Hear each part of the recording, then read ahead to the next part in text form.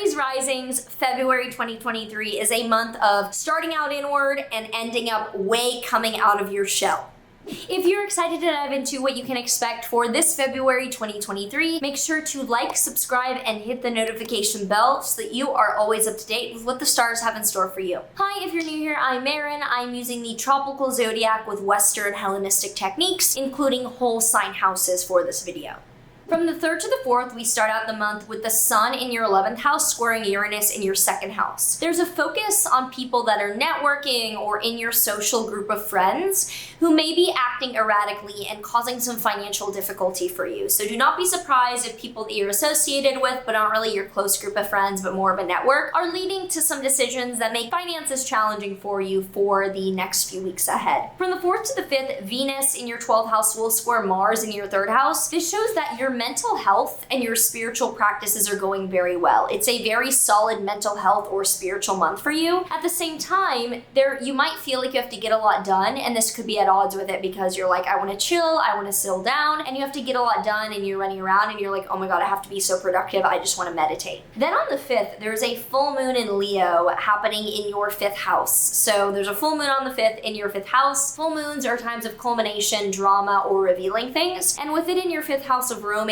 or creativity, looks like either you could be releasing something creative you've been working on, you're like publishing it, you're making it public, or it could be a kind of ending or just dramatic night in a romantic relationship. If you're in a serious relationship, this is not really the area of life that it can correlates with, but if you're talking to someone or in like a situationship, this could be some kind of drama involving that on the 5th. On the 10th, Mercury will conjoin Pluto in your Capricorn 10th house. Mercury-Pluto is very serious, very intense communication, and the 10th house is career and our professional life. So do expect very serious news or a very direct conversation happening in the workplace around the 10th. Then on the 15th, Venus will conjoin Neptune in your Pisces 12th house. Venus is the lower octave of worldly pleasure, and Neptune is the higher octave of spiritual pleasure. So having Venus conjoining or right on top of Neptune in your 12th house of mental health or spirituality is beautiful for the middle of the month, holding a very special spiritual insight. Being alone with yourself or in some type of spiritual journey seems to be going very, very well. Then on the 16th to the 17th, it takes a very different turn when the sun conjoins Saturn in your Pisces 12th house. So at the same time, you've had this beautiful spiritual insight. Then from the 16th to the 17th, Sun-Saturn is very serious and very, very sober. So it's not really this like ayahuasca trip spiritual insight. It's more of like, oh, I have this very serious realization and I'm ready to now work alongside it. I mean, it could be ayahuasca, but it seems a little bit more grounded. On the 20th, there is then a new moon in your Pisces 12th house. A beautiful new beginning around spirituality, your own mental health, and things that you want to get really clear on internally. It's a very private, very personal new moon, but a really beautiful alignment of having your heart in the center, having something meaningful in the center. Then on the 20th, Venus enters your Aries 1st house. So Venus goes from your 12th house of mental health or behind the scenes into your 1st house of self. So you are more recognized, you are more like honored or well received. Things are cuter for you the 20th onward with Venus in your 1st house. That's it. Then from the 22nd to the 23rd, Mercury in your 11th house will trine Mars in your 3rd house.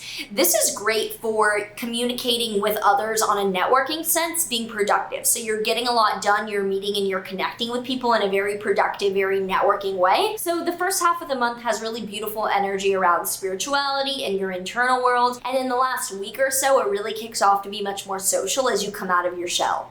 If this makes sense with what you have coming up, or you have any thoughts around it, feel free to let me know in a comment down below how this is sounding to you. The Work Your Light Oracle deck card that we have for Aries Risings this month is the Crumbling. What are you clinging on to? So I think that the beginning of the month could be a really beautiful energetic clean out or feeling like you are releasing some things and having beautiful realizations. And then because of that, you're ready to really shine in the very end of the month.